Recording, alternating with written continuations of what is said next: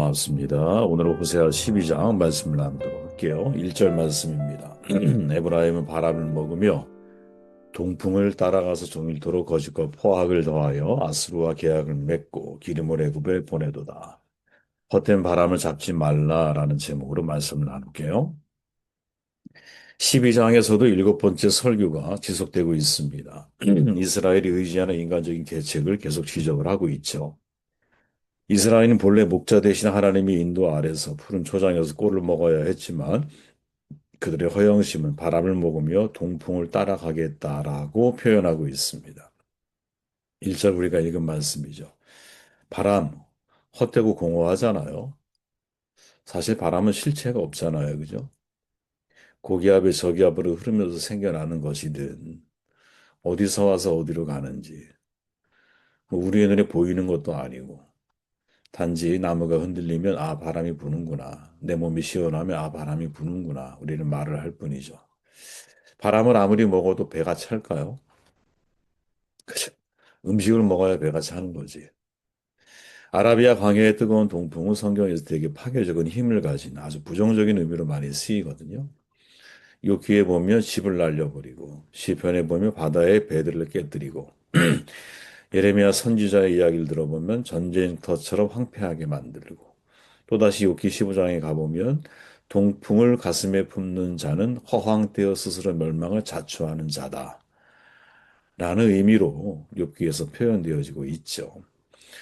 에브라임, 즉 북이스라엘이 지금 이렇게 살아가고 있다는 거예요. 어떻게든 살아남기 위해서 인간적인 방법으로 애굽을 의지하고 아수르의 관계를 유지하려고 하는 것. 이거는 바람을 먹는 것과 같다. 이 말을 하고 있는 거죠. 바람을 먹고 바람을 잡으려는 헛된 시간들, 바로 에브라임이 여기에 시간을 낭비하고 있다라는 거죠. 선지자는 에브라임을 가리켜 바람을 먹는다라고 말하는데 바람 곧 사라질 것이죠. 그죠? 눈에 보이지도 않지만 사라지잖아요. 그 사라지고 없어질 헛된 것들을 우리의 마음속에 품고 살아간다라는 거죠. 사라질 헛된 것으로 그들의 영혼을 채우려고 하는 모습. 이게 바로 북이스라엘의 모습이고 바로 우리의 모습이 아닌가. 그러면 그들이 가득 채운 바람이 뭐냐? 한마디로 표현해 보면, 거칠게 표현해 보면, 일확천금의 꿈이죠. 돈을 많이 벌어서 떵떵거리고 부유한 삶을 살겠다라는 그들의 모습. 바람을 먹는다 표현하는 거예요. 왜? 예수님의 표현처럼 오늘 너의 영혼을 데려가면 어떻게 할 겁니까? 어떻게 할 거예요? 그죠? 통장에 어마어마한 돈을 쌓아놨는데 하나님이 오늘 내 영혼을 데려가면 어떻게 할 거냐고. 그 쌓아놓은 게 나에게 무슨 의미가 있겠어요? 가져갈 겁니까? 아니면 아울러 이스라엘은 동풍을 따라간다고 말하죠. 이 동풍이라고 말하는 것은 아까 우리가 말했던 것처럼 팔레스타인의 동풍 요란강 건너편 사막에서 불어오는데 그 뜨거운 열기가 어마어마해서 농작물을 다 말라 죽인다는 거 아니겠습니까? 바로 바람을 먹는다라고 하는 것은 허망한 것을 쫓는다라는 것이고 배부르지 않고 아무 유익이 없는 그것을 추구하고 있는 북이스라엘을 향해서 하는 경고성의 중요한 발언 가운데 하나인 거죠. 또 동풍, 동쪽에서 불어온 뜨거운 바람, 스스로 죽음의 길을 자초하는 바람인 거죠. 왜? 지나가면 식물들이 말라 죽는 바람인 거예요. 지금 바로 북이스라엘이 이런 길을 걸어가고 있고, 이런 헛된 것에 자기의 시간들을 정말 소비하고 있다라는 거죠. 2절에 가보면 여호와께서 유다와 논쟁하시고 야곱을 그 행실대로 벌하시며 그의 행위대로 그에게 보응하시리라. 중요한 표현이 등장하죠. 논쟁, 행실대로. 논쟁은 소송의 단어예요. 법적 단어죠. 검찰처럼 하나님께서 친히 제목을 밝히시고 형을 선고하시겠다 이런 뜻이에요. 행실대로 이거는 케다르 카이우라고 하는 히브리어인데 달리 번역해 보면 길을 말하는 거야, 길. 그의 길들을 따라 이 말인 거죠. 이게 무슨 말이냐? 사람의 행실은 여러분 길을 만들잖아요. 습관의 길. 반복적인 행동, 습관의 길이 생겨나는 거죠. 이스라엘이 거짓과 속임수로 살아온 길을 그의 행실대로 하나님이 심판하신다면 거짓과 속임수에 맞는 보응이 뒤따르겠죠. 저는 이거를 우리가 잊으면 안 된다고 봐요. 거짓과 속임수라고 하는 거. 내가 내 양심을 속이고 마음을 속이는 거. 내 신앙을 속이는 거야. 겉으로는 하나님, 속으로는 바알. 하나님이 풍요를 주셨는데 은혜를 망각하고 그래서 하나님을 내가 섬기는 것 같지만 마음은 하나님께 없는. 그래서 언제나 하나님은 나의 사랑의 대상이 아니라 사형의 대상이 돼버린 그런 삶을 우리가 사실은 살아가고 있지는 않은가. 전에 말씀드렸죠. 미국 서던 캘리포니아 대학 제리 제리슨이 사람의 거짓말을 연구했더니 한 200번 정도 하루에 거짓말을 한다. 라고 말하기도 하고 또 다른 연구 결과를 보면 사람은 일반적으로 평균 하루에 2, 3회 거짓말을 한다고 말하는 사람도 있어요. 근데 한 가지 분명한 게 있죠. 차이가 너무 심하지만 한 가지 분명한 건 뭐예요? 아, 누구나 한 번 이상은 거짓말을 하고 사나 보구나. 1년이면 365번일 거예요. 그죠? 결코 적은 거짓말이 아니죠. 실험마다 차이가 있겠지만 결국 사람은 거짓말 없는 하루를 보내는 것이 쉽지가 않구나. 직장 생활 하시는 여러분들, 이 말에 실감 있게 다가오시나요? 너무 과장인가 싶은 생각도 들지만 우리가 아버지가 딸에게 딸이 아빠한테 아빠 힘들어? 이렇게 말하면 아니야, 하나도 힘들지 않아. 사람들이 괜찮아요? 물으면 아, 나는 괜찮습니다. 사실 하나도 안 괜찮은데. 그죠? 감정을 속이려고 한 게 상대를 속이려고 하는 게 목적이 아니라 그냥 그렇게 살아왔던 게 우리의 인생들이었죠. 과거부터 지금까지. 자기 감정에 솔직해야 되죠. 그러면 내 감정에 충실할 수는 있지만 내 감정으로 인한 타인의 감정을 파괴할 수도 있는 거 아니겠어요? 너무 우리는 이런 염려들을 많이 하며 살아오는 문화였어요. 뭐 지금 친구들은 다를지 모르지만 우리는 감정을 그렇게 제대로 표현하며 살아오는 세대는 아니었던 것 같아. 그죠? 폭삭수가스다에서 보면 저도 절반 보고 절반 아직도 못 봤는데 예, 보는 게 두려워서 그런가 봐요. 거기 그런 내용이 나오잖아요. 아이가 죽었을 때 각자 자기가 자기 방식대로 슬퍼하잖아요. 감정을 드러내지 않잖아. 나중에 서로 자기 방식대로 슬퍼한다는 사실을 알게 되죠. 근데 그거 보면서 왜 그 세대의 사람들이 마음이 짠해지고 가슴이 먹먹해지느냐? 진짜 우리는 그런 감정의 통제 시대를 살아왔거든요. 감정을 통제하며 살아왔던 것 같아.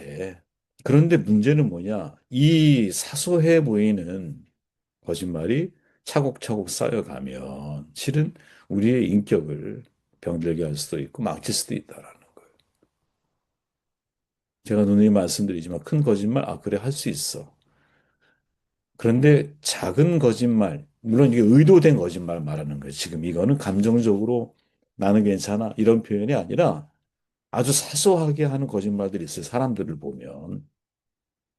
특히 이제 사역자들이 제가 사역자니까 사역자 말하는 게 제일 편한 거야. 아주 작은 사소한 거짓말이거든요. 약속을 했는데 그 약속을 지키지 못하는 명분을 말할 때. 그죠?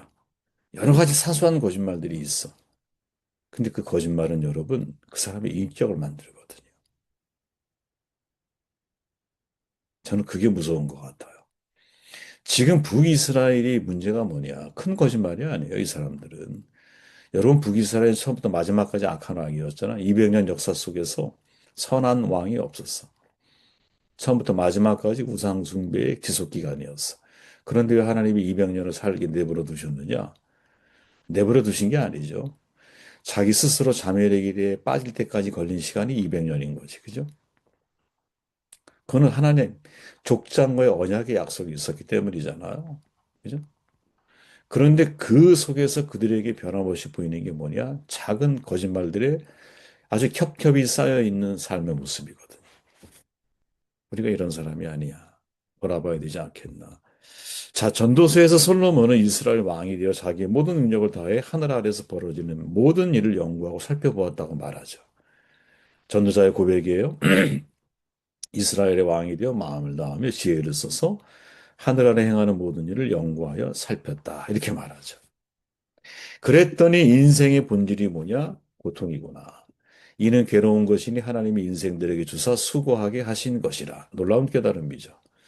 뭐 솔로몬만 깨달았겠어요. 노자도 말하잖아요. 생즉고 고즉생.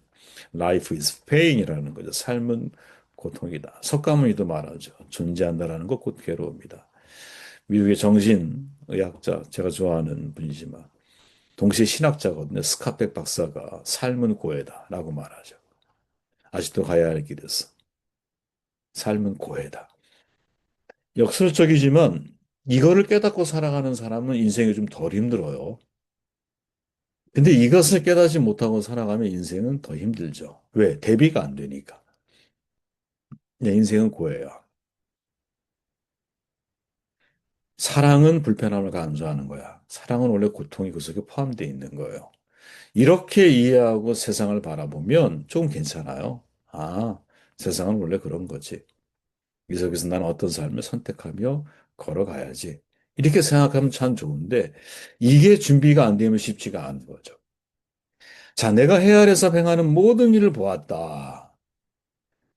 여러분, 전도자의 고백 가운데서 우리는 전도서가 헤벨, 즉, 헛되다라고 하는 단어가 되게 중요한 주제다라고 말하죠. 동의합니다. 그런데 정말 그게 전부 다일까? 그렇게 생각해 보면, 질문해 보면, 그건 아닌 것 같아요. 오히려 더 중요한 주제가 있지 않을까? 그게 뭘까? 생각해 보면, 해 아래서라고 하는 단어예요. 내가 해 아래서 행하는 모든 일을 보았노라. 그랬더니 헛되어 바람을 잡으려는 것이로다. 바람이 또 나오죠. 그러니까 전도서 전체를 관통하는 핵심 주제가 뭘까 생각해 보면 제 개인적으로 헛되다 해벨뿐만이 아니라 해 아래서라고 하는 바로 이 단어다. 하늘 아래에서 벌어지는 일들이라고 하는 공통점이 있는 거거든요. 주목할 사실이 뭐냐, 전도자는 자신이 해 아래 생하는 일만 살펴보았다는 사실을 감추려고 하지 않아. 이게 되게 중요한 포커스예요, 여러분. 지금 솔로몬은 자신이 해 아래서 행하는 일에만 초점을 맞추고 살펴봤다라는 사실을 그대로 노출하고 있다는 거야. 왜 해 아래서 일이라는 것을 강조하고 있느냐? 자신의 결정적인 문제가 바로 여기에 있다는 거죠. 여기에 있었다라는 거야. 이해되십니까? 자기가 해 아래에서 벌어진 일을 모든 지혜와 지식을 다 동원해서 살폈어. 근데 문제는 뭐야? 그게 해 아래에서 벌어지는 일만을 바라보며 살아온 것이 자기의 삶이었다. 해 아래 인생만 생각하면 새로울 게 없죠. 인생은 잠시 떠올랐다 금세 지고 마는 태양과 같은 거야. 허무해. 정처 없이 부는 바람처럼 이리저리 갈피를 잡을 수 없는 허망한 인생이야. 그 어떤 것도 인간의 욕망을 채울 수 없어. 깨진 독이야. 밑바닥이 깨진 독이야. 부어도 부어도 채워지지 않아. 해 아래 인생만 생각하면 불공평한 거야. 그러면 이 메시지를 통해 솔로몬이 말하려고 하는 포커스는 어디냐? 해 아래가 아니라 해 위의 삶을 바라봐야 한다라는 거죠. 하나님의 눈을 빌어 세상을 바라볼 때 세상을 보는 눈이 달라지는 거죠. 사는 의미도 달라지는 거야. 이 사실을 깨달은 사람이 바울이죠. 만약 그리스도 안에서 우리가 바라는 것이 다만 이생뿐이면 우리는 더욱 불쌍한 자야. 그리스도인은 해 아래 인생만을 바라보지 않아요. 해 아래 인생만 바라보면 허무해. 우리는 내리막길을 걸어가는 사람이 아니에요. 오르막길을 올라가는 사람인 거야, 우리는. 그죠? 그래서 땀 흘리며 살아가는 목적이 달라지는 거야. 먹고 살기만 위해 산다고 하면 얼마나 허무하겠어. 우리는 먹고 살기 위해 살아가는 것이 아니라 생명을 주기 위해 살아가는 거죠. 누구에게라도. 잠시라도. 혹은 길게라도. 지금 우리가 나누는 이 시간들, 이 시간을 준비하기 위해 준비했던 모든 시간들, 순교된 거잖아요. 그 마음을 가지고 살아야 되는 거죠. 그죠? 바람을 먹지 말아야 된다고 봐요. 그죠? 바람을 먹으면 안 돼. 허황된 일확천금의 꿈을 꾸고 살아가지 마세요. 바람을 잡으려고도 하지 마세요. 해 아래 인생을 살지도 말아야 돼요. 허물어 끝날 것이기 때문에. 해 아래 인생을 살아가지만 우리의 시선은 하늘 위를 바라보면서 거기에 초점을 맞춰서 인생을 살아가게 될 때 헛된 바람이 아니라 진실된 삶의 내용을 회복해 나아가지 않을까 하는 생각을